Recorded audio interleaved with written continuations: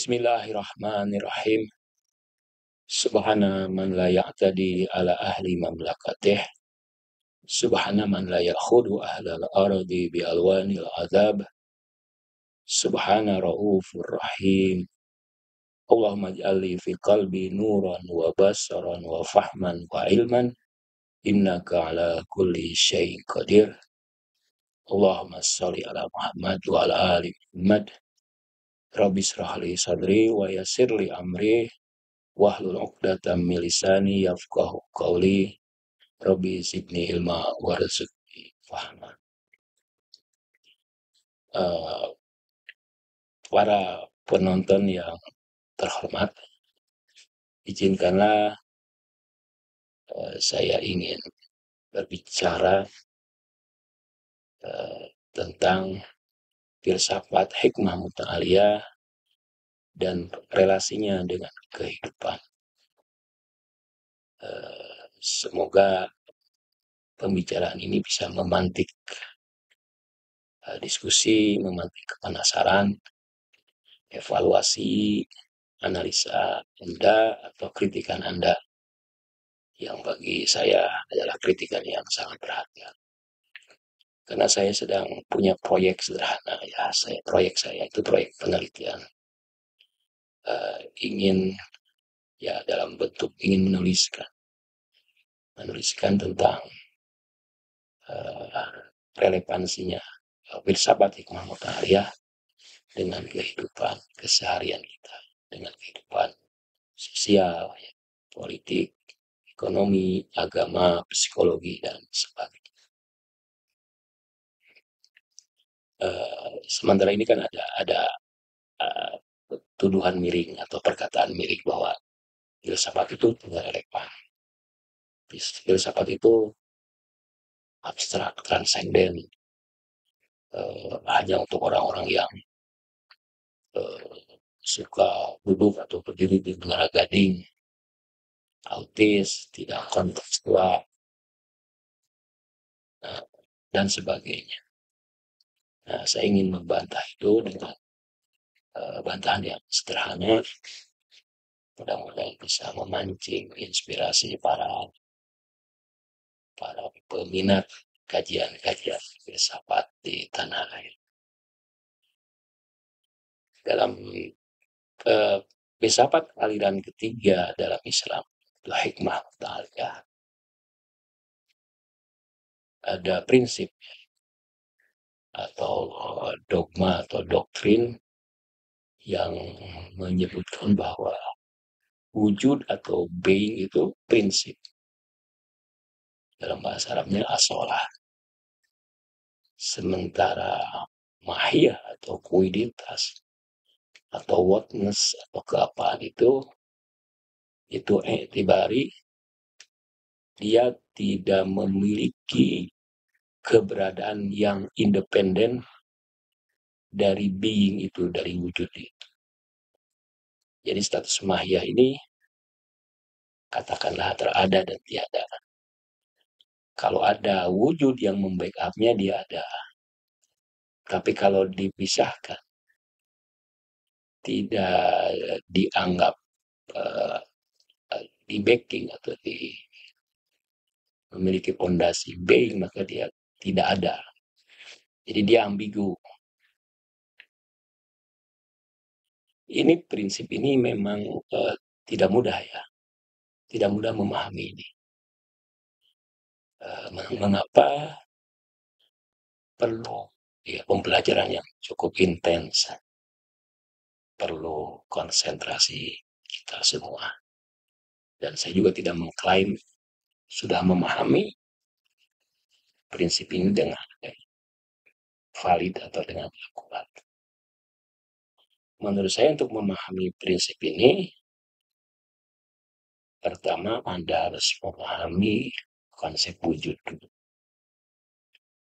Wujud dalam istilah filsafat perikatetik, wujud dalam istilah filsafat hikmah isrok, dan wujud dalam filsafat hikmah muta'aliyah.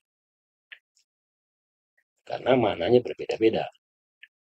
Yang kedua, mahiyah. Mahyah menurut peripatetik itu apa? Mahyah menurut Suhrawadi itu apa? Dan Mahyah menurut belas sadra itu. Yang ketiga, kita atau Anda harus memahami paradigmanya. Paradigma peripatetik atau al-masyai, paradigma hikmah isyrok atau iluminasi Islam, dan paradigma hikmah mutaliyah. Nah, setelah memahami itu secara teoretikal, baru kemudian kita implementasikan dalam diktum-diktum filsafat, dalam kaidah-kaidah filsafat, dalam prinsip-prinsip filsafat yang lain.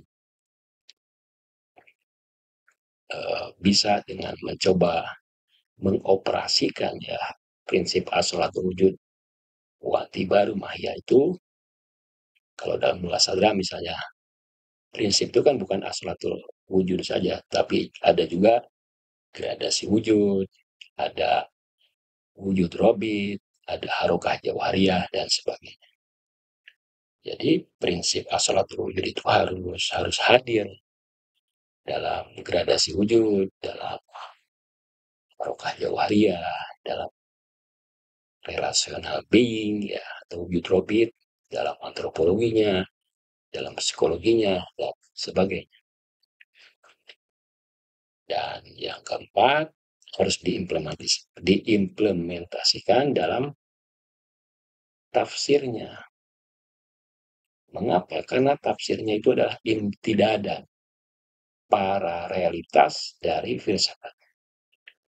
Paralel filsafat. Jadi tafsirnya itu adalah paralel dengan filsafatnya. Katakanlah tafsirnya itu adalah buah dari doktrin-doktrin filsafatnya, dari doktrin asalatul wujudnya. Nah, saya kira dengan ya mengikuti proses-proses tadi, insya Allah kita akan bisa memahami asalatul wujud wa tibariyatul mahiyat. Nah, dalam kesempatan ini izinkanlah dan maafkanlah dengan keterbatasan saya, sependek pemahaman saya, sependek bacaan saya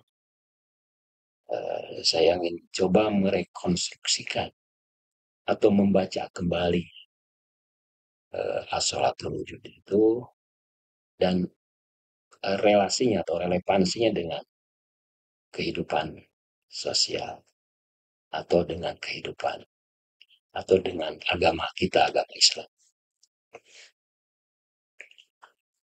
Saudara-saudaraku yang budiman, asalatul wujud itu bicara tentang wujud. Wujud itu yang objektif, yang real. Yang hakiki, yang objektif, yang real. Bergradasi. Kemudian dia juga mansa asar, sumber efek. Sumber efek ini saya pahami bukan sekedar efek biasa, efek aksidental. Efek misalnya. Tapi ini adalah energi. Ini adalah kekuatan yang dahsyat. Kekuatan yang material, spiritual, imajinal. Kekuatan atau energi dengan segala tingkatannya, dengan segala gradasi. Wujudlah yang punya energi, wujudlah yang punya efek, wujudlah yang punya asal. Dia adalah sumber asal, sumber energi. Nah, kemudian dia sumber mansa fi'lun, sumber daripada aksi, sumber daripada tindakan atau kreativitas. Kalau menurut para peneliti muladzalah, wujud itu dianalogikan dengan angin yang dahsyat. Angin tornado misalnya, tsunami, itu kan kekuatannya dahsyat. Nah, angin itu tidak terlihat, tidak tampak. Yang tampak itu apa? Yang tampak itu mahya. Yang tampak, kalau Anda melihat tornado misalnya, yang bisa menghancurkan apapun di bumi ini. Yang tampak itu kan ya, debunya. Yang tampak itu adalah tanah, ya, pepohonan, warna hitam, eh, kerikil, bebatuan yang tercerabut dari muka bumi itu yang tampak. Jadi yang kita lihat dari asolatul wujud itu mahiyahnya atau manifestasinya, padahal dia tidak real. Nah, di sini. Anda melihat debu, tanah, bebatuan, pepohonan, mungkin rumah. Itu yang Anda anggap, yang kita anggap itu real. Padahal dia tidak real. Mula Sadra menggunakan ayat Al-Quran untuk mengilustrasikan maya. In hiya ila asma'un sammaitumuha antum wa abau. Itu hanyalah nama yang kalian sebutkan dan yang disebutkan, yang diucapkan oleh datuk-datuk kalian. Jadi nama-nama itu yang hadir dalam pikiran secara langsung sehingga sebagian orang menganggap yang real itu mahiyah. Karena yang hadir di pikiran itu kan konsep mahiyah. Wujud tak terlihat, wujud tak terdeteksi, wujud tak terpahami. Makanya ada pandangan rival dari asolatul wujud adalah asolatul mahiyah. Padahal yang berenergi, yang memberi pengaruh, wujud yang memberi hakikat, wujud yang memberi identitas. Berarti wujud sendiri adalah hakikat. Wujud yang memberi identitas, wujud sendiri adalah identitas. Wujud yang memberikan pondasi, memberikan segalanya. Berarti wujud adalah pondasi, wujud adalah prinsip, wujud adalah segalanya. Karena itu, karena wujud adalah realitas yang objektif, mansaur atar warfil, dia harus dipersepsi tidak hanya dengan pikiran, dengan kognisi, dengan intelektual, tapi dengan perasaan, dengan intuisi. Dengan intuisi artinya intuisi kita memang harus tajam ya, harus cerdas, harus fokus, harus konsentrasi. Sehingga Anda bisa merasakan kehadiran wujud itu. Kita bisa merasakan wujud itu ada. Wujud itu yang real, yang objektif. Analogi kedua yaitu dengan akar. Kita kan sering melihat ada tanaman, pohon. Akarnya sendiri tidak terlihat. Akarnya terhunjam di bawah, tidak terlihat. Padahal sebetulnya pohon itu akar, daun itu akar, buah itu akar, ranting, cabang, semua akar. Namun akarnya tidak terlihat. Nah, seperti itulah asolat wujud. Wujudlah yang real, wujudlah yang hakiki, wujudlah yang berpengaruh, yang memberikan efek, memberikan energi, memberikan sumber daya kehidupan, daya kehidupan spiritual, maknawiyah, material, imajinal, dan sebagainya. Namun yang tampak bagi kita ya itulah akar, pohon, buah. Sehingga kadang-kadang kita menganggap itu yang real, itu yang nyata. Nah, dengan cara ini kita memang dilatih. Nah, di sini relevannya. Kita mengasah intuisi. Jadi pertama wujud pembelajaran filsafatnya untuk mengasah intuisi. Tidak hanya mengandalkan penglihatan, pendengaran, ke penyentuhan, perabaan, tapi kita harus bisa melihat batin, melihat hakikat dari apa yang tampak.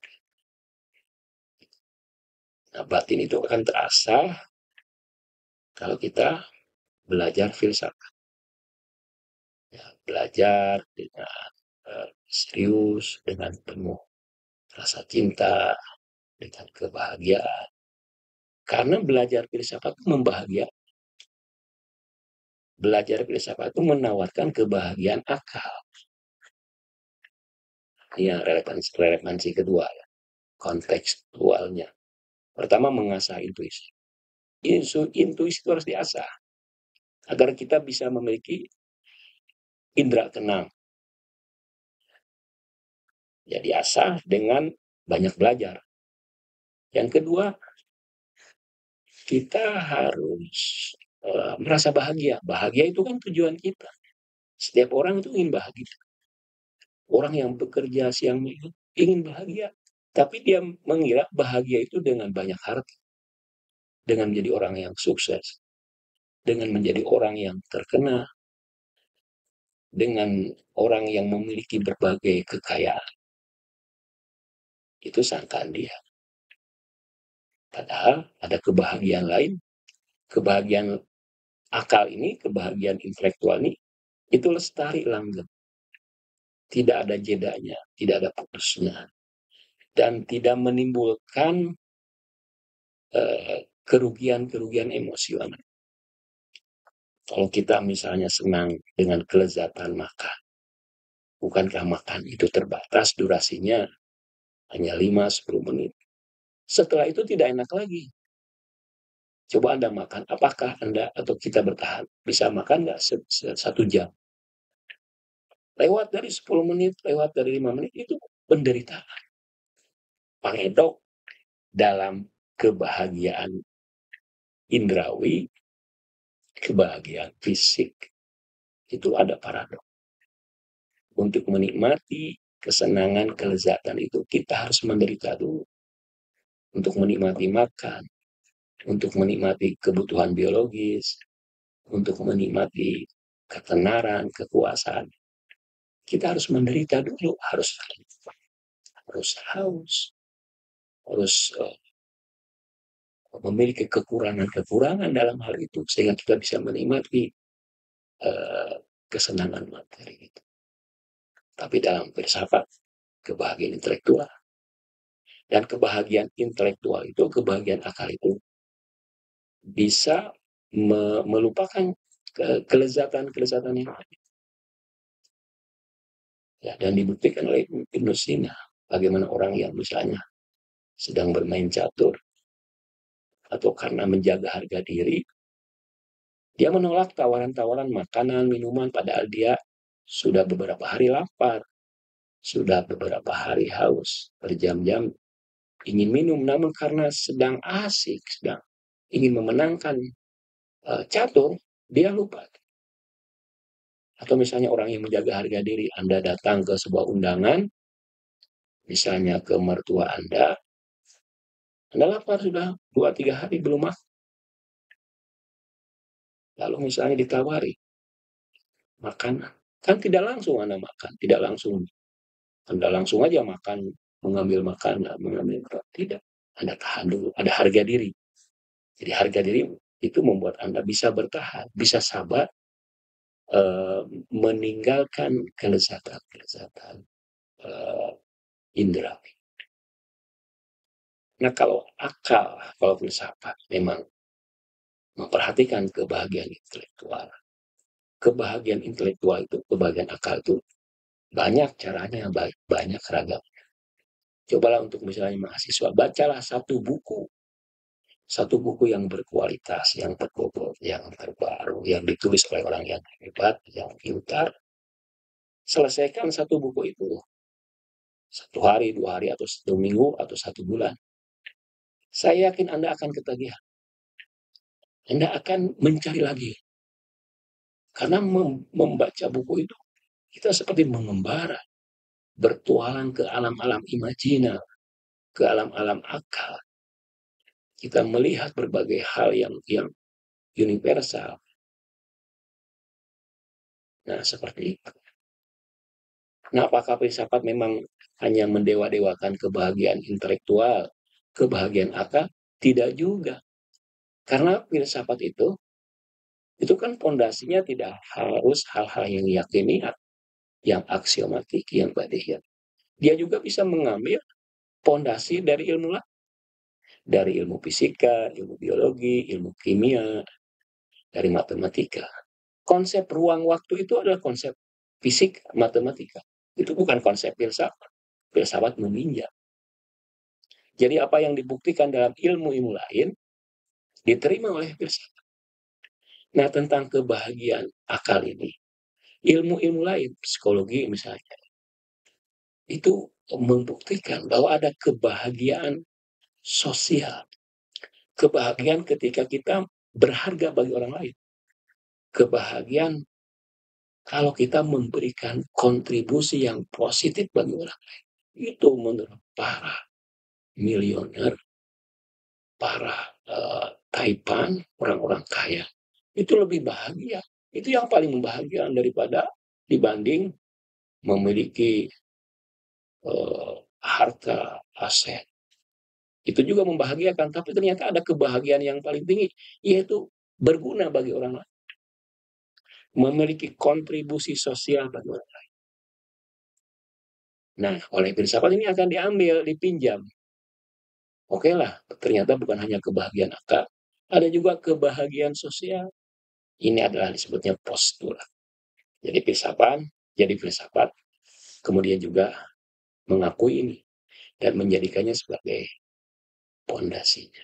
Jadi filsafat akan tetap ya concern dengan kebahagiaan akal. Karena dengan kebahagiaan akal itu manusia bisa menjadi manusia.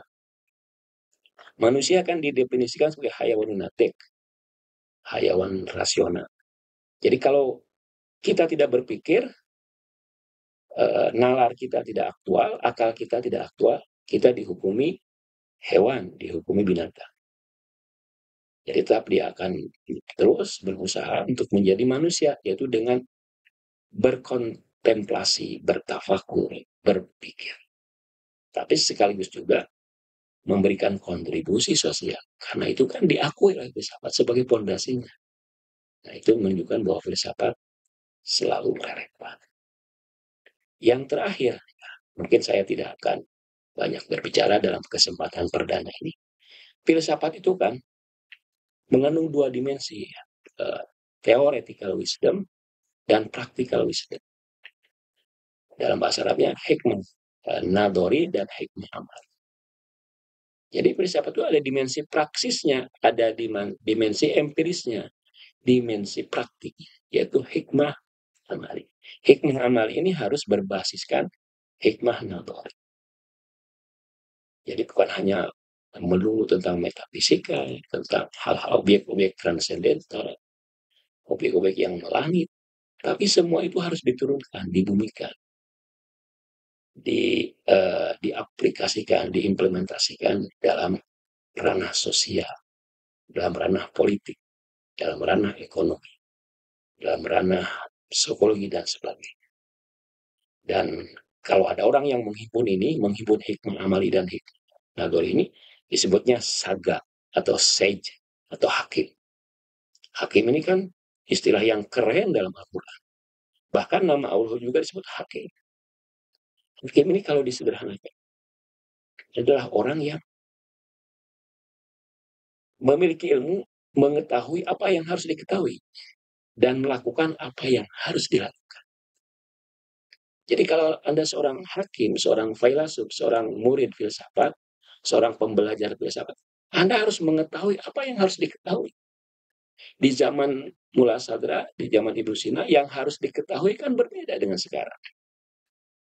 Konteksnya, tantangannya, relevansinya. Jadi ketahuilah apa yang harus diketahui di era ini. Banyak kan hal-hal yang harus diketahui. Dan kemudian lakukan apa yang harus dilakukan. Apa yang harus dilakukan di zaman ini berbeda dengan era zaman dulu. Jadi Anda akan selalu kontekstual. Anda akan selalu punya kontribusi. Karena itu adalah sebuah hikmah. Anda seorang hakim itu bukan ikhwal bagi Anda. Karakter hikmah amali dan hikmah nador itu bukan karakter, tapi malakah. habit, virtue menjadi bagian dari diri Anda. Jadi otomatis Anda akan bergerak, Anda akan aktif, Anda akan memiliki wawasan otomatis. Bukan digerakkan lagi, tapi Anda sendiri sudah menjadi perwujudan dari hikmah amali dan hikmah nadori. Sepertinya banyak yang ingin saya bicarakan tentang isu relevan ini, namun mengingat waktu kita terbatas, saya kira itu cukup dulu. Mudah-mudahan bisa memantik kepenasaran, kemudian juga memantik evaluasi, kritikan, eh, eh, atau tinjauan pandangan Anda terhadap apa yang saya sampaikan ini. Semoga yang tadi saya bicarakan bisa bermanfaat bagi kita semua. Wassalamualaikum warahmatullahi wabarakatuh.